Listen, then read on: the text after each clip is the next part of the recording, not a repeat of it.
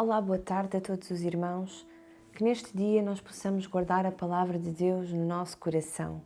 O Salmo 119, versículo 11, ele diz assim: escondi a tua palavra no meu coração para não pecar contra ti.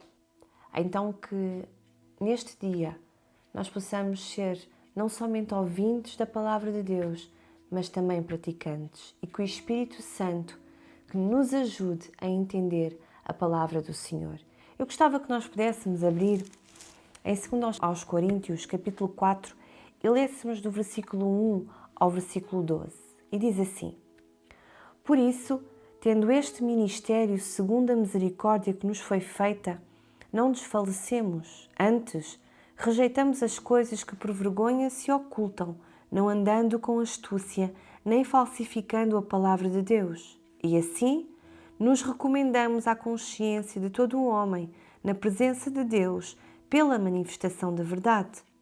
Mas se ainda o nosso Evangelho está encoberto, para os que se perdem está encoberto, nos quais o Deus deste século cegou o entendimento dos incrédulos, para que lhes não resplandeça a luz do Evangelho da glória de Cristo, que é a imagem de Deus.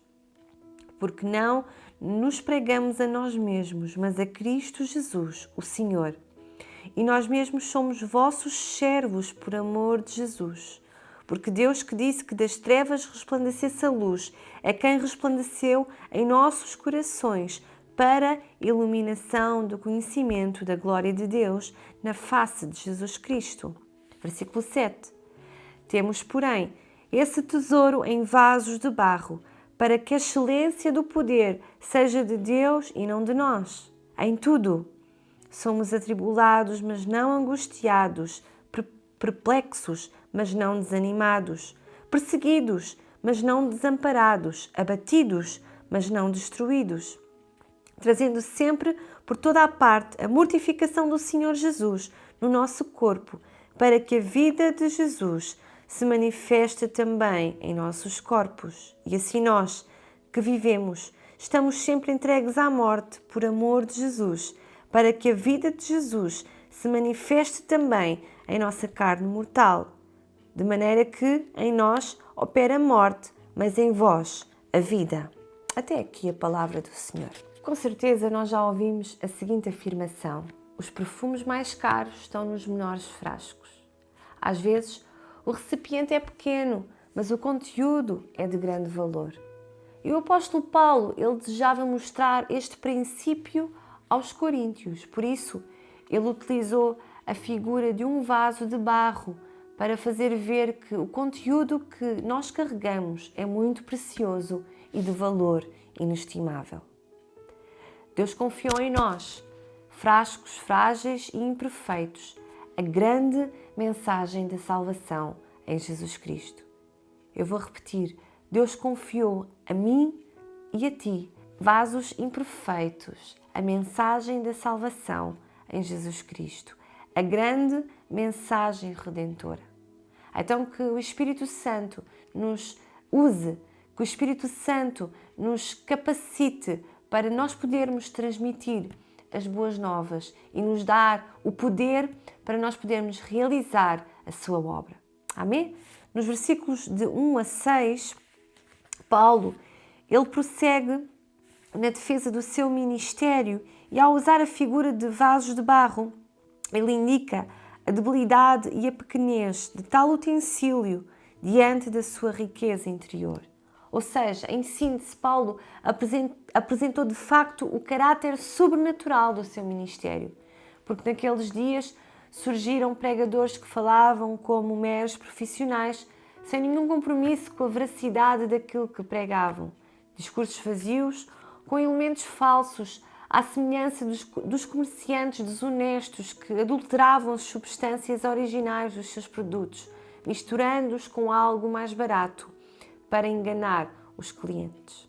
Neste contexto, o apóstolo surge com a mensagem de esperança e, agindo como bom mestre, declara que o conteúdo do seu ensino não é falsificado. O facto de Paulo utilizar no versículo 2 o plural rejeitamos, ele indica que ele refere-se a si mesmo e aos seus companheiros de ministério. Mas o que é que eles rejeitavam? Eles rejeitavam qualquer coisa falsa ou vergonhosa que corrompesse a mensagem do Evangelho de Jesus Cristo. Os seus opositores, eles se levantaram e eles acusaram-nos de que havia conteúdos adulterados e falsos em seus discursos. No entanto, Paulo, ele contraria essa acusação, afirmando que a mensagem que ele e os seus companheiros anunciavam era genuína e era verdadeira. Pelo menos 3 sinónimos aparecem nos versículos 2 e 3 como elementos do conteúdo desse tesouro guardado em vasos de barro. Vamos ver. Versículo 2 e versículo 3. Vamos voltar a ler. Antes, rejeitamos as coisas que por vergonha se ocultam, não andando com astúcia, nem falsificando a palavra de Deus. Assim, nos recomendamos à consciência de todo o homem, na presença de Deus, pela manifestação da verdade. Mas, se ainda o vosso Evangelho está encoberto, para os que se perdem está encoberto. Então nós podemos ver aqui a palavra de Deus, a verdade e terceiro, o Evangelho. Então os opositores de Paulo, eles acusavam-no de haver distorcido a mensagem. Todavia o apóstolo Paulo, ele defende-se com os seguintes argumentos, que aquilo que ele pregava era algo revelado, era a palavra de Deus, a verdade do Evangelho e as boas novas. Amém? Por ser algo tão glorioso, Paulo ele ficou animado e de seguir e proclamar o Evangelho com toda a sinceridade e com toda a audácia. No versículo 4, diz assim: nos quais o Deus deste século cegou os entendimentos dos incrédulos, para que lhes não resplandecesse a luz do Evangelho da glória de Cristo, que é a imagem de Deus. Então nós podemos ver aqui que Paulo ele chama Satanás de Deus deste século, a fim de mostrar que o opositor, o acusador das nossas almas, ele governa o pensamento predominante do mundo. Portanto, quando Paulo fala do diabo como o Deus deste século, ele refere-se à ação tóxica do pecado que obstrui o entendimento dos incrédulos, impossibilitando deles captarem o conteúdo do Evangelho. Para esses, a mensagem estava obscura porque eles não podiam ver a sua luz. Os que rejeitam o Evangelho, eles põem-se sob o poder das trevas que os impede de eles conhecerem o Senhor Jesus Cristo. No versículo 5 e no versículo 6, nós podemos ver que não era sobre eles. A pregação não era sobre eles, era sobre Jesus. Então, quando nós olhamos para Jesus, nós podemos ver a luz da sua glória. E esta vem por meio do conhecimento dele, que por sua vez advém da leitura e do estudo da palavra, pois ele é a palavra da verdade. Amém? Somente Jesus. Ele é o caminho, ele é a verdade, ele é a vida. E a palavra de Deus nos deixou a sua palavra, que é a voz de Deus. Homens e mulheres inspirados pelo Espírito Santo que escreveram. E a palavra de Deus é algo maravilhoso que o Senhor nos deixou para nós podermos crescer no Evangelho. Sermos homens e mulheres que se alimentam da verdade, que caminham neste caminho muitas vezes doloroso, perseguido, cheio de sofrimento. Mas como aqui o apóstolo Paulo, ele diz: em tudo nós somos atribulados, desanimados, perseguidos, mas não somos destruídos. Então a nossa esperança, ela está no Senhor Jesus. Glória a Deus. Amém? No versículo 7, Paulo, ele maravilha-se diante do contraste entre o glorioso Evangelho e a fragilidade dos seus proclamadores. Ou seja, em vez de a mensagem de salvação ser revelada mediante uma demonstração sobrenatural, a glória do Evangelho é manifesta através de homens e de mulheres frágeis, vasos de barro. Então Deus tem poder sobre o barro e sobre o vaso, porque Ele é o oleiro. Por isso, Paulo sente-se fraco fisicamente, mas o Senhor toma-lhe a fraqueza, tornando-o capaz de revelar a glória do Evangelho, quer aos judeus, quer aos gentios. No versículo 8 e 9, os sofrimentos foram terríveis, entretanto, não chegaram a abatê-lo. No versículo 10, Paulo faz uma descrição dessas experiências, identificando-as com a morte de Jesus, um sentimento de participação nos sofrimentos do Filho de Deus. Contudo, o mesmo poder que ressuscitou a Jesus é o que produziu vida no corpo mortal do apóstolo Paulo. No versículo 11 e no versículo 12, Paulo ele sofre pela igreja. No sofrimento físico de Paulo, Deus o aperfeiçoou. E é isso que Deus faz connosco. No meio do sofrimento, Deus nos aperfeiçoa.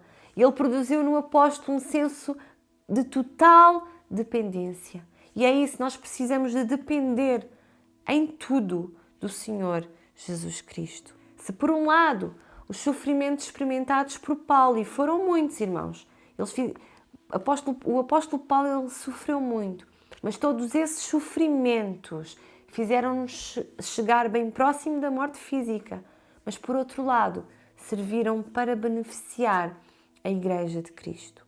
Paulo, aliás, não tinha dificuldade em enfrentar a morte, por amor à Igreja. E no versículo 12 diz assim: de maneira que em nós opera a morte, mas em vós a vida. Então, Deus manifesta a glória do Evangelho através de ti e através de mim, como vasos de barro. E o Senhor tem poder sobre o barro e sobre os vasos que Ele fabrica. Eu gostava que nós pudéssemos ler do versículo 13 ao versículo 18. E vamos ler. E temos, portanto, o mesmo espírito de fé, como está escrito. Cri, por isso falei. Nós cremos, também por isso também falamos. Sabendo que o que ressuscitou o Senhor Jesus nos ressuscitará também por Jesus e nos apresentará convosco. Porque tudo isto é por amor de vós, para que a graça multiplicada por meio de muitos faça abundar a ação de graças para a glória de Deus. Por isso, não desfalecemos, mas ainda que o nosso homem exterior se corrompa, o interior, contudo, se renova de dia em dia. Porque a nossa leve e momentânea tribulação produz para nós um peso eterno de glória muito excelente, não atentando nós nas coisas que se veem, mas nas que não se veem, porque as que se veem são temporais e as que não se veem são eternas. Quando falamos de vasos de barro, referimos à fragilidade e à pequenez dos nossos corpos, ilustrados aqui pelo apóstolo Paulo.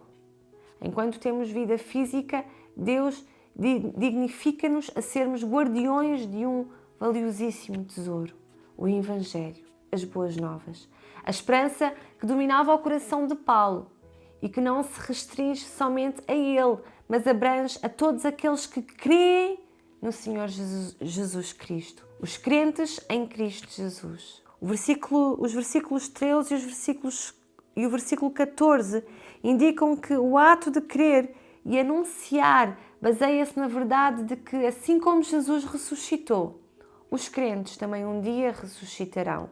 Os seus corpos transitórios e corruptíveis serão transformados em corpos gloriosos. Amém? Há uma esperança capaz de superar os sofrimentos.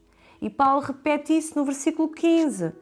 E ele diz que todo o sofrimento experimentado por ele era por amor aos coríntios. Então nós podemos ver que a sua fraqueza física manifestaria o poder do Espírito Santo, a fim de que a obra de Deus fosse realizada por meio dele. Ainda que tenha enfrentado a morte muitas vezes, o coração de Pedro não desfaleceu. Veja o que diz no versículo 16.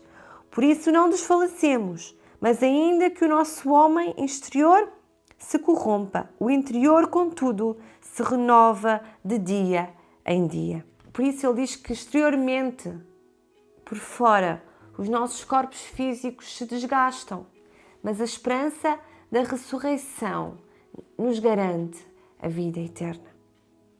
No versículo 17, Paulo menciona o peso da sua aflição como leve e momentânea.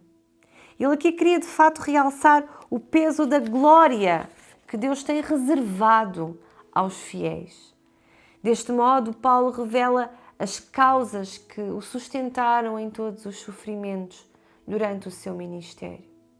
Primeiro, o amor à obra. Paulo tinha amor pelos perdidos. Paulo tinha amor pela obra do Senhor. A confiança na ressurreição. E terceiro, o gozo eterno. E as mesmas causas, elas podem sustentar a todos os crentes que padecem, sofrem e que suportam por amor a Cristo. Assim como Jesus ressuscitou, os crentes também um dia ressuscitarão. Os seus corpos transitórios e corruptíveis serão transformados em corpos espirituais. Esta é a nossa esperança. Amém? Então tu e eu, nós somos frágeis vasos de barro. Todavia, guardamos um tesouro incomparável, o conhecimento do Evangelho. Compartilhe, não resista ao amor de Deus. Que nós possamos ser vasos de honra e não vasos de desonra. Da mesma forma que Jeremias diz, desce até à casa do oleiro, que tu e eu, nós possamos descer até à casa do oleiro, que o Senhor possa partir o nosso vaso, partir o nosso barro e que Ele nos possa fazer, que Ele nos possa moldar, que nós possamos ir até Ele e nos deixarmos ser moldados e usados pelo Espírito Santo. Amém? Isso é o mais importante nesta caminhada. Então que nós possamos compartilhar este tesouro por aqueles que ainda não conhecem a verdade, por aqueles que têm o seu coração fechado ainda para as coisas de Deus. E nós precisamos de conhecer a palavra de Deus para não sermos enganados com facilidade, para não sermos levados com qualquer vento de doutrina, mas que nós possamos ser homens e mulheres sensíveis à voz de Deus, que possamos seguir aquilo que a palavra de Deus nos ensina, seguir aquilo que a palavra de Deus nos admoesta, resistindo às tentações, resistindo a todo o embaraço e seguir este caminho de sofrimento, muitas vezes de dor, de solidão, mas sabemos que há um gozo eterno para aqueles que prevalecem até ao fim. E é isto que nos tem que manter ativos e vivos, sempre proclamando o Evangelho, em todo o tempo, em todo o lugar, fora de tempo, se for possível, mas pregue através do seu testemunho, através da sua vida, trazendo boa fama, trazendo uma luz, essa luz que resplandece no meio das trevas. Sabemos que o Deus deste mundo é Satanás. Sabemos que há muita atração, há muitas distrações, mas que nós nos possamos focar no Evangelho da salvação, no Evangelho de Jesus Cristo. Amém? Não se deixe levar por qualquer coisa, não se deixe levar por qualquer palavra que ouve. Antes, ajoelhe-se, medite na palavra de Deus. Veja se aquilo que lhe disseram vai de encontro àquilo que a palavra de Deus ensina, para nós não podermos ser homens nem mulheres que são enganados com qualquer coisa. Então, que todas as tribulações momentâneas, elas possam produzir em nós este gozo eterno, esta alegria eterna, este peso eterno de glória muito excelente. Eu gostava que nós pudéssemos orar e, se tu não entendeste muito bem aquilo que eu quis transmitir, que tu possas ler outra vez o 2 Coríntios e lês este capítulo 4, lês do versículo 1 ao versículo 18 e meditares versículo após versículo. Se tu puderes também ler o capítulo 3 também, para poderes entender melhor, e escreve, aponta, porque quem tem dúvidas é quem também quer aprender. Então que nós possamos ter este conhecimento do Evangelho de Jesus Cristo e que o Espírito Santo, que é aquele que nos dá sabedoria, aquele que nos abre o entendimento para nós podermos entender as coisas espirituais, que Ele te possa abrir o entendimento para tu poderes entender as coisas de uma forma mais aberta e mais simples. Amém? Eu gostava que nós pudéssemos orar nesta tarde. Paizinho, nesta tarde nós estamos em Tua presença. Tu nos possas tomar em Tuas mãos. Molda-nos conforme a Tua vontade. Nós queremos descer até à casa do oleiro e nós te entregamos as nossas vidas frágeis, muitas vezes até inseguras, Senhor, mas nós entregamos-te tudo nas Tuas mãos. Deus, usa-nos como instrumentos de cura, usa-nos como instrumentos, Pai, para proclamarmos as boas novas do Evangelho e dá-nos esse poder para nós podermos realizar a Tua obra, Deus. Nós pertencemos a Ti. Nós queremos ser vasos de honra e não vasos de desonra. Queremos ser vasos escolhidos e utilizados, Senhor, para a boa obra que Tu tens para nós, que Tu tens para a nossa família, que Tu tens para a nossa nação, Senhor. Então, Senhor, que Tu possas nos ajudar, que nós possamos estar aptos para todo o trabalho que o Senhor tem para cada um de nós, superando todo o sofrimento, Senhor, e cheios do Teu Espírito Santo, anunciando sempre as boas novas do Evangelho e que em todo o tempo, Pai, nós possamos dar um bom fruto. Em nome de Jesus, eu te peço que Tu possas abençoar cada irmão, que Tu possas abençoar cada família, que Tu possas ir ao encontro, Senhor, de cada situação, Senhor. Tu dizes na Tua palavra que Tu és o juiz das nossas causas.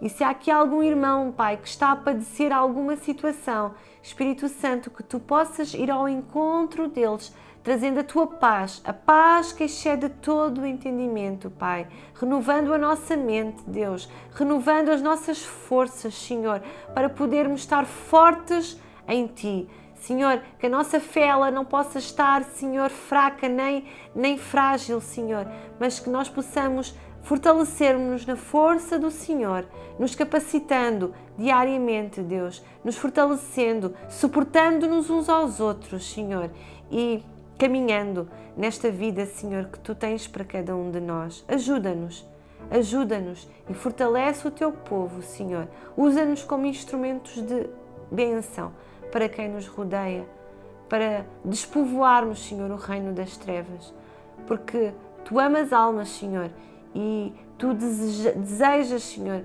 que haja salvações, que as pessoas se possam render diante de Ti. Por isso ajuda-nos como homens e mulheres usados por Ti para podermos proclamar as boas novas do Evangelho. Em nome de Jesus. Amém e amém.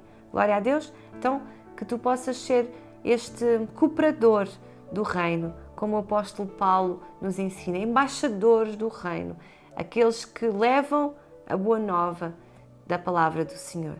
Desejo-te um resto de tarde abençoada, um resto de uma semana em que tu possas mergulhar na presença do Espírito Santo e que o Espírito Santo, que é o Consolador das nossas almas, é a fonte de água viva, que tu possas embeber-te dessa frescura, desse refrigério que só Ele te pode dar. Então que tu possas tirar um tempinho no teu dia para meditar nas Escrituras, para orares, para entregares a tua vida, para consagrares a tua vida diante do Senhor.